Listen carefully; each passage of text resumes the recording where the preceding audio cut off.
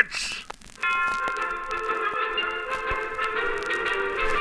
Max Holliday's Birdcage Theater presents The Great Delusion!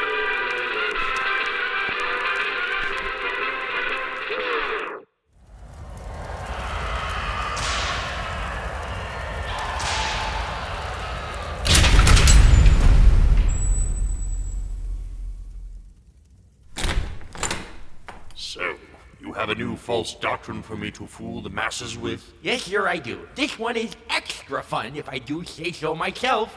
So, what's it called? It's called Semper Virgo. What's a Semper Virgo?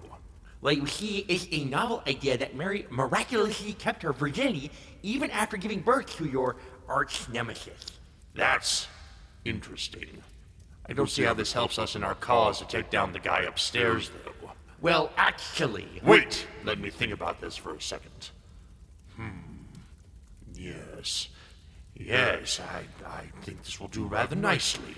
It's a perfect way in which to subvert the text of Scripture and insert extra biblical narratives into the church. So you think it's a good idea? Not quite yet. I still have some questions for you. Fire away. Aha, fire. That's cute. Asvab, is it? Actually, it's Asmodeus. Don't you work in the lust department? Yes? Is this really within your purview? Most certainly. Fine then, Asmod.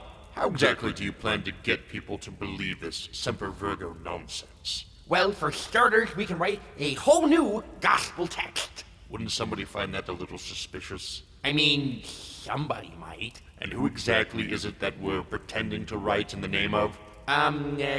James. One of the people named within Scripture as the brother of the begotten one? The same. Uh-huh. Asma, what time is it?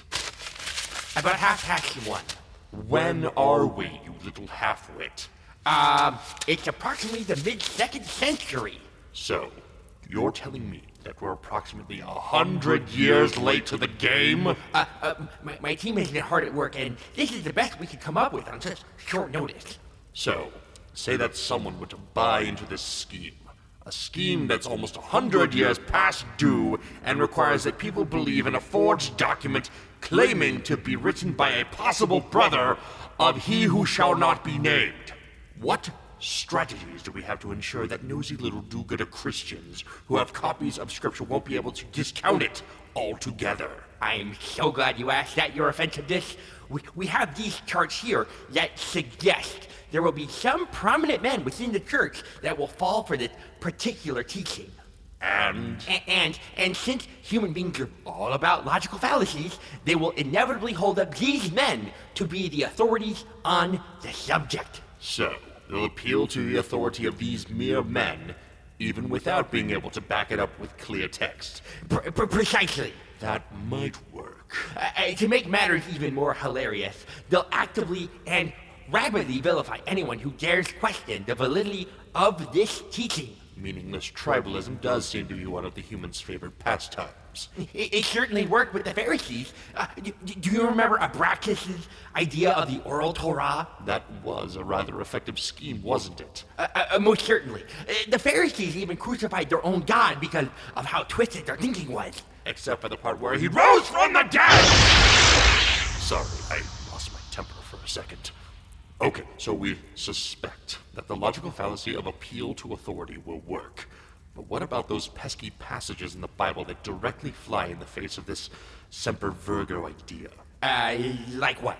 There's that one in Matthew chapter 1 that explicitly states that when Joseph woke from sleep, he did as the angel of the Lord commanded him. He took his wife, but knew her not until she had given birth to a son.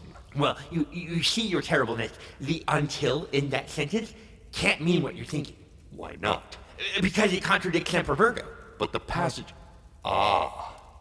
You're attempting to create an infinitely looping circular logic prison that those who teach against it can't escape from. See, now you're getting it. Any argumentation that questions the validity of the teaching must come up against those that presuppose it. Any and all evidence contradicting Semper Virgo will be automatically cast out as well, seeing as there are no clear passages that teach against it.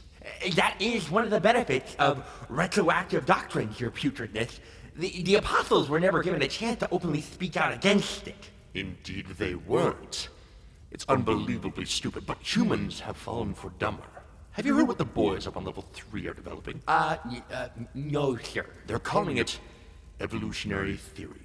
It probably won't be ready for release for at least another 1700 years or so, but the test results are looking quite promising.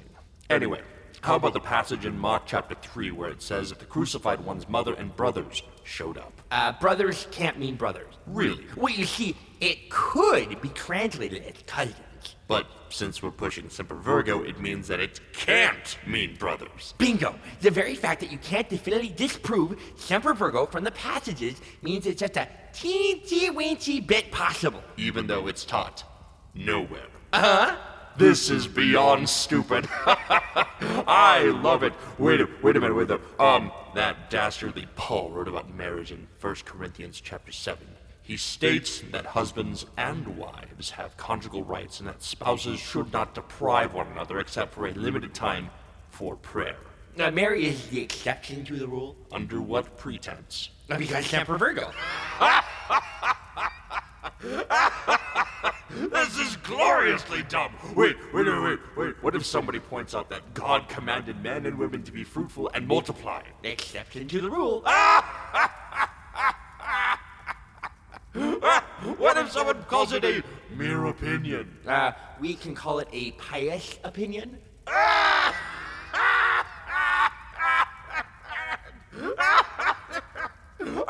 Are you telling me that we can narratively turn a godly woman who loves her husband into a cold-hearted ice queen, and people will call that pious? Yes. This has got to be the single stupidest idea I've ever heard, but it's definitely one of the funniest.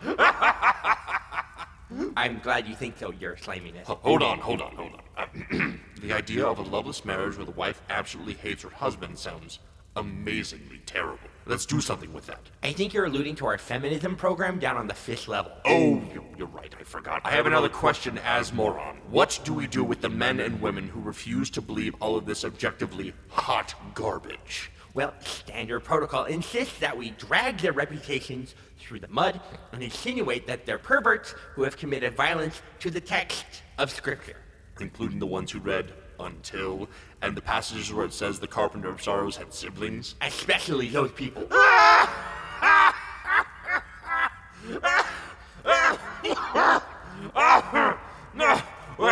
What if someone points out that her claim to virginity would be destroyed by the act of birth itself? Oh darn, we hadn't considered that. Hold on. I have an absolutely wretched idea. Write this down.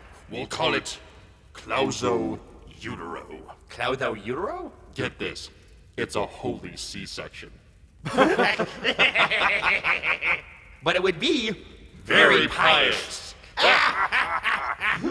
Nobody in the right mind would ever buy it. It's perfect. I swear, Osweepe, if this actually works, I'm raising your salary. Lovely. I love this idea. I very much want someone to get started on that forgery right away. What are we calling it? We haven't quite figured that out yet. I have an idea. Call it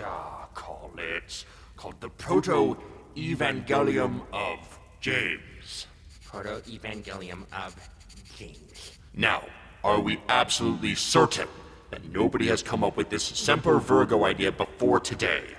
Today being specifically the middle of the 2nd century. If such documents exist, we certainly haven't heard of them. Perfect. Is that all for today, apostrophe? Well, we did have one more that we think will be a winner. Hit me. We're calling it Lectio Divina.